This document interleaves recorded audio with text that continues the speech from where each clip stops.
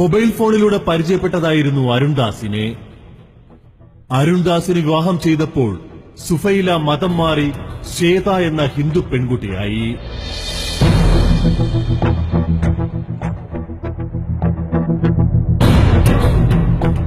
പക്ഷേ എരിതീയിൽ നിന്ന് വറചട്ടിയിലേക്കാണ് വിധി അവളെ എറിഞ്ഞുകൊടുത്തത്.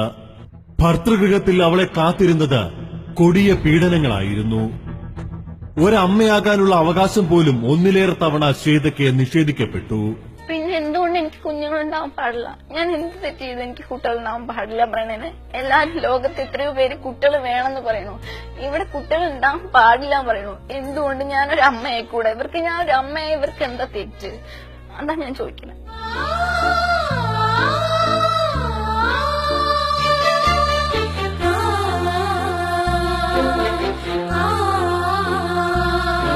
പലതരത്തിലും അരുൺദാസും വീട്ടുകാരും തന്നെ ഉപദ്രവിച്ചതായി ശ്വേത കഥയില്ലത് ജീവിതത്തിൽ തുറന്നു പറഞ്ഞു. സഹിക്കാനാവാത്ത പല അനുഭവങ്ങളും അവൾ പങ്കുവച്ചു. നിനക്ക് ഇവിടെ വരേണ്ട ആവശ്യം എന്താടി? ഇപ്പൊ അമ്മ അച്ഛൻ ഉടനെ ഇവിടെ ഇങ്ങനെ പിടിച്ച് ചുരിദാർ ഇങ്ങനെ പിടിച്ചിങ്ങനെ കീറി, പിടിച്ചിങ്ങനെ വലിച്ചത് ഇങ്ങനെ കീറി.